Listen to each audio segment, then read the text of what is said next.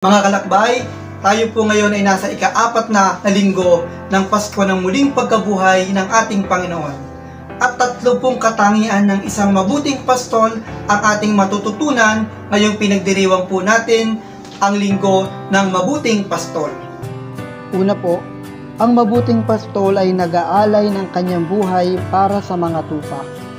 Ang tunay pong mabuting pastol ay hindi lamang naglalaan ng oras upang subaybayan ang kanyang kawan, kundi inilalaan niya po ang kanyang buong buhay upang magabayan niya ng mabuti ang kanyang kawan.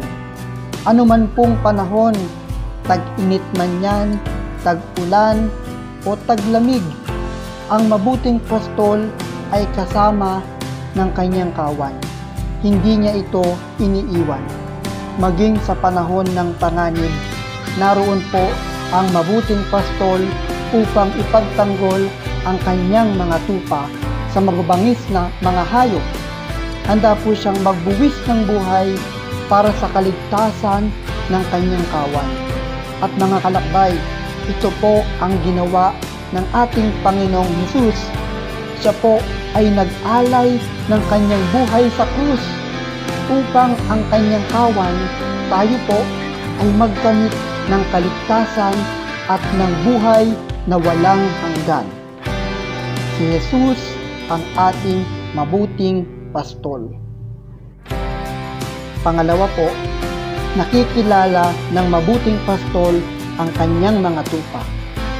Para po sa karaniwang tao, magkakamukha lang po ang mga tupa o kahit kambing. Wala pong pagkakaiba. Parehas po ng hugis, minsan parehas ng kulay. Ngunit para sa isang mabuting pastol, kilala niya kung aling tupa ang mahina at nangangailangan ng higit na pag-aalalay o aling tupa ang madaling maligaw. Anong tupa ang mahina, anong tupa ang matalino. Mga kalakbay, ganun din po ang ating Panginoong Hesus.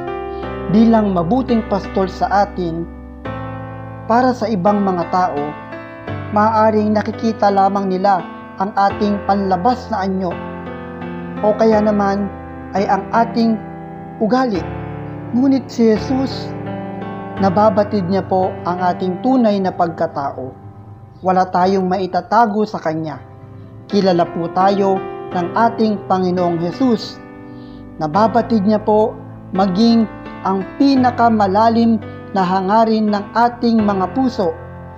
Mas higit pa ang pagkilala sa atin ni Jesus kaysa sa pagkakakilala natin sa ating sarili.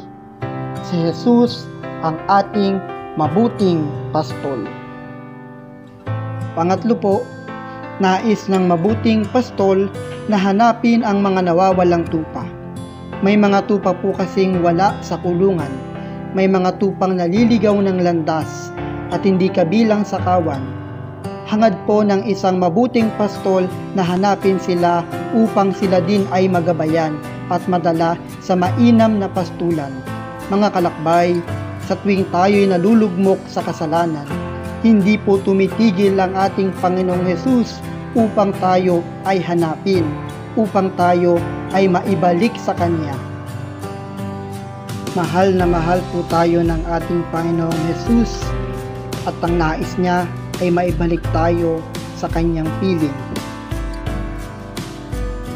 So mga kalakbay, huwag po sana nating kalimutan ang 3 katangian ng isang mabuting pastol na nakita po natin sa buhay ng ating Panginoong Hesus.